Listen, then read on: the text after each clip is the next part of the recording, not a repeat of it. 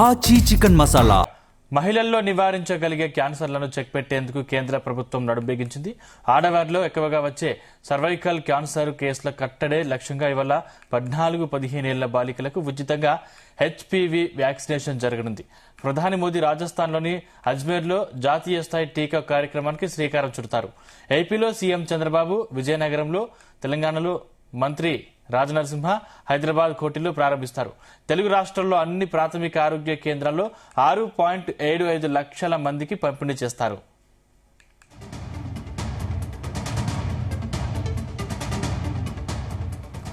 జాతీయ టీకా కార్యక్రమంలో భాగంగా 14 ఏళ్ల వయసు పైబడిన బాలికలకు ఉచితంగా అందించనున్నట్లు కేంద్ర ఆరోగ్య శాఖ వర్గాలు ప్రకటించాయి. ఈ సింగిల్ షాట్ గార్డాసిల్ ఇంజెక్షన్ ను ఆరోగ్య కేంద్రాల్లో ఉచితంగా ఇవ్వనున్నట్లు తెలిపాయి. హెచ్పివి వ్యాక్సినేషన్ ద్వారా 4 రకాల గర్భాశయ క్యాన్సర్లను అడ్డుకట్టవేయవచ్చని వైద్య నిపుణులు చెబుతున్నారు. ముఖ్యంగా హెచ్పివి టైప్ 16, 18తో పాటు టైప్ 6, 11 రకాల నుంచి కూడా రక్షణ కల్పిస్తుంది. ఒక డోసు వ్యాక్సిన్ అందించడం వల్ల బాలికలకు సంబంధిత వైరస్ల నుంచి దీర్ఘకాల రక్షణ కలుగుతుందని దేశీయంగా, అంతర్జాతీయంగా జరిపిన శాస్త్రీయ పరిశోధనల్లో వెల్లడైంది. గర్భాశయ ముఖద్వార క్యాన్సర్ను అడ్డుకోవడంలో దాదాపు 93 నుంచి 100% సమర్థవంతంగా పనిచేసినట్లు తేలింది.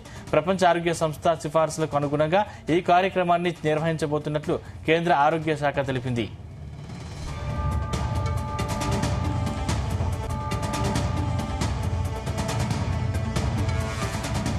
పదిహేనేళ్లలోపు బాలికల కోసం ప్రస్తుతం మార్కెట్లో అందుబాటులో ఉన్న గార్డాసిల్ 4 టీకాను 2 డోసుల్లో తీసుకోవాల్సి ఉంటుందని వైద్య అధికారులు సూచిస్తున్నారు.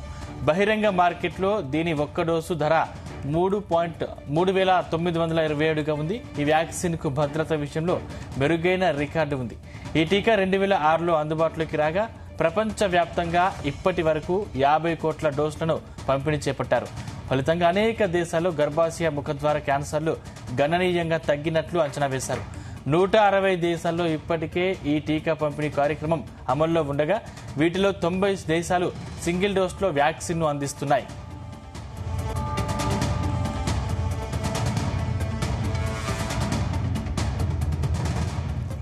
ఆయుష్మాన్ ఆరోగ్య కేంద్రాలు, కమ్యూనిటీ హెల్త్ సెంటర్లు, జిల్లా ఆసుపత్రులు, ప్రభుత్వ మెడికల్ కాలేజీల్లో మాత్రమే ఈ వ్యాక్సినేషన్ జరుగుతుంది.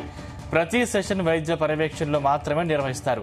ఏవైనా సైడ్ ఎఫెక్ట్స్ వస్తే తక్షణం చికిత్స అందించేలా హెల్త్ ఫెసిలిటీ ఏర్పాటు చేశారు. 14 ఏళ్ల బాలికలు ఉన్న తల్లిదండ్రులు వారికి ఈ వ్యాక్సినేషన్ చేయించాలని వైద్య అధికారులు తెలిపారు. జాతీయ ఇమ్యునైజేషన్ షెడ్యూల్లో హెచ్పివి వ్యాక్సిన్ ను చేర్చిన 160వ దేశంగా భారత్ అవతరించబోతోంది.